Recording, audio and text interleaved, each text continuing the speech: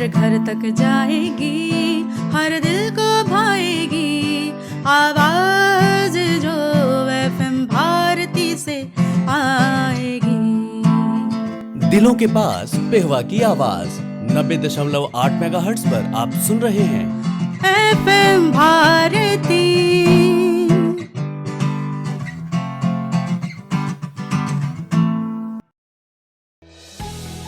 90.8 megahertz पर आप सुन रहे हैं पेहवा की आवाज़ एफएम भारती। और अभी आप सुनेंगे जीवन और आध्यात्म से संबंधित हमारा एक विशेष कार्यक्रम चिंतन। एफएम भारती। नमस्कार, मैं आपका रेडियो मित्र उमाकांत शास्त्री और आप सुन रहे हैं एफएम भारती 90.8 पेहवा की आवाज़। और मैं उपस्थित हूँ आपके लिए अपने इस कार्यक्रम का नया एक रूप लेकर। अभिप्राय चिंतन और मनन करना कि कैसे हमारे जीवन में, हमारे घर में, परिवार में, हमारे मित्रों में, हमारे समाज में सुख की वो नदी बहने लगे जिसकी हम कल्पना किया करते हैं, जिसके बारे में हम हमेशा विचार किया करते हैं कि सुखों की प्राप्ति कैसे हो। और वो सुख हमसे कहीं दूर नहीं है, केवल एक चिंतन करने का विषय, एक मनन करने का विषय कि जो व्यर्थ की बातें हैं हम उनको छोड़कर जो जीवन उपयोगी, जीवन के कल्याणकारी मार्ग पर चलने वाली बातें हैं उनको अपना लें, तो वो सुख की सरिता हमारे घर, बाहर, प्रांगण में बहने लगेगी।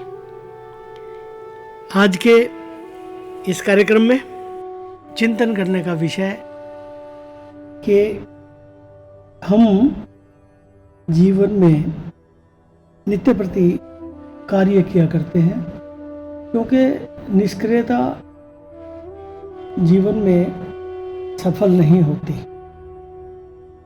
सक्रिय रहना जीवन के लिए अत्यंत आवश्यक है।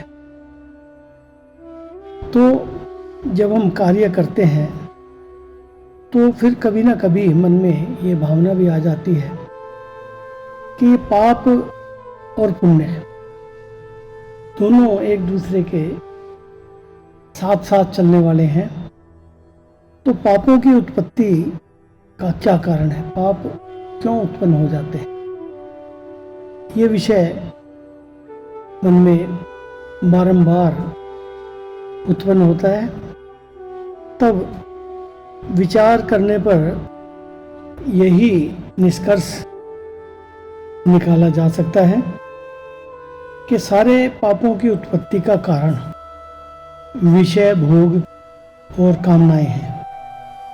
आत्मा यदि जागृत रहे, आत्मशक्ति की विस्मृति न हो, तो फिर कामना में इतनी ताकत, इतना बल नहीं है कि वह आत्मा को किसी प्रकार से पराजित कर सके और पापों की उत्पत्ति संभव हो सके।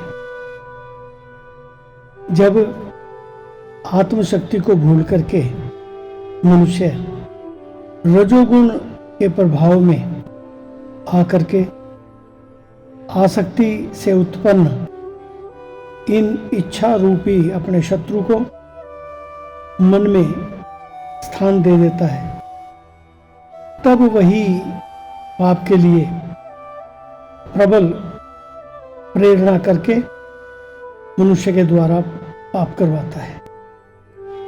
मनुष्य जो पाप को बुरा समझ करके भी, इच्छा न होने पर भी पाप का आचरण कर लेता है, तो इसके पीछे यदि कोई कारण है तो वो कामना ही तो है।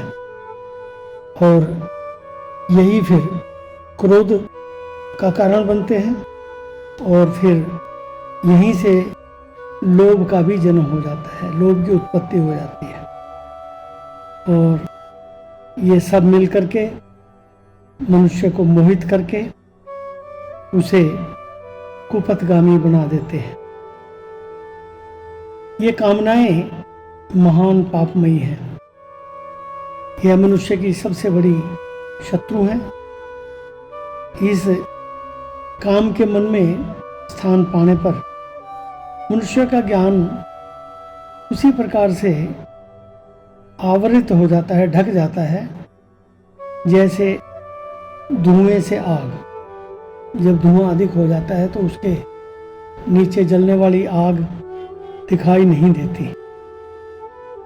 मल से दर्पण या जेर से गर्भ ढका रहता है। जैसे दर्पण पर मैल आ जाता है, धूल आ जाती है, तो वह ढक जाता है। और गर्भाशय में गर्भ जो है वो जेर के आवरण से लिपटा रहता है, ढका रहता है। इस कामना का पेट कभी भरता ही नहीं। जितना ही इसे अधिक खाने को मिलेगा उतना ही इसका पेट अधिक खाली होता रहेगा। जैसे घी रूपी ईंधन से आग धधकती है और अधिक फैलती है, वैसे ही विषयों की प्राप्ति से कामना की आग अधिक और अधिक बढ़ती है और उसका बहुत अधिक विस्तार हो जाता है। इस काम की, इन इच्छाओं की कभी तृप्ति होती ही नहीं। यह विवेकी पुरुषों का तथा सन्मार्ग पर चलना चाहने वालों का सदा दुश्मन है। इसने बुद्धि पर, मन पर और इंद्रियों पर अपना प्रभुत्व जमा रखा है। उनको अपने इशारे पर चलाता है और उन सब के अंदर हमेशा खाई बन करके डेरा डालने की कोशिश करता है। यह काम ज्ञान विज्ञान का नाश करने वाला है।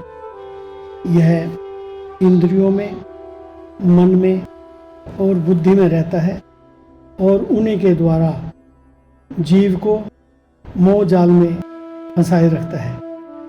इसलिए पहले इंद्रियों को तथा मन को वश में करना पड़ेगा। इंद्रिय तथा मन यदि काम के प्रभाव से मुक्त हो जाएंगे, वे यदि इसे अपने अंदर से निकाल देंगे, तो फिर इसको कहीं भी रहने के लिए स्थान नहीं मिलेगा। हमें याद रखना चाहिए कि इंद्रियों को तथा मन को वश में करना हमारे लिए कोई बड़ी बात नहीं है।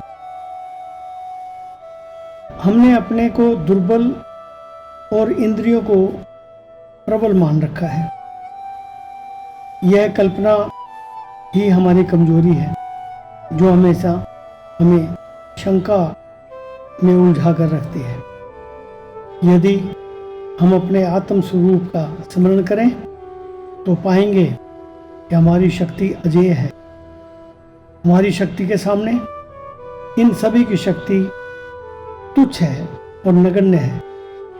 इतना ही नहीं, इनमें जो शक्ति दिखती है वह हमारी ही शक्ति के स्रोत से आती है।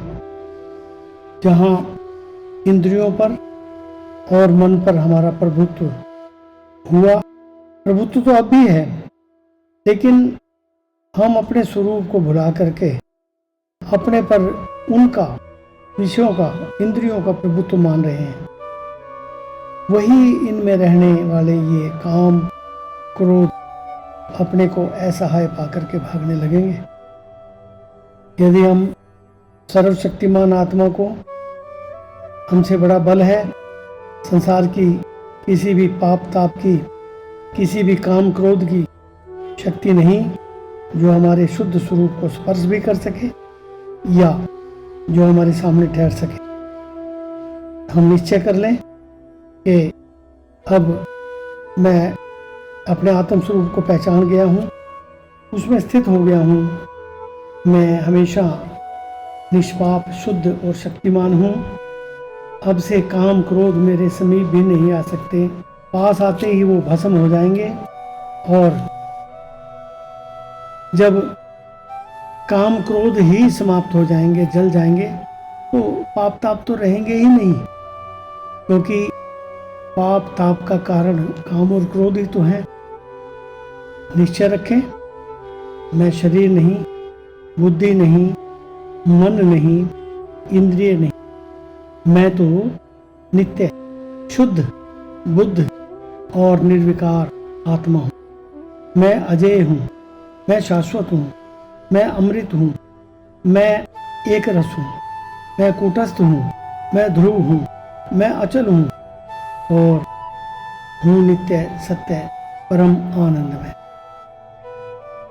आज के चिंतन में हमने पापों की उत्पत्ति का कारण और कैसे उन पापों से हम निवृत्त हो सकते हैं, इस विषय पर चिंतन की आशा करता हूँ।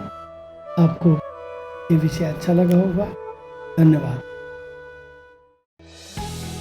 90.8 मेगाहर्ट्ज पर भगवान परशुराम स्कूल से आप सुन रहे हैं पिहोवा की आवाज़ FM भारती।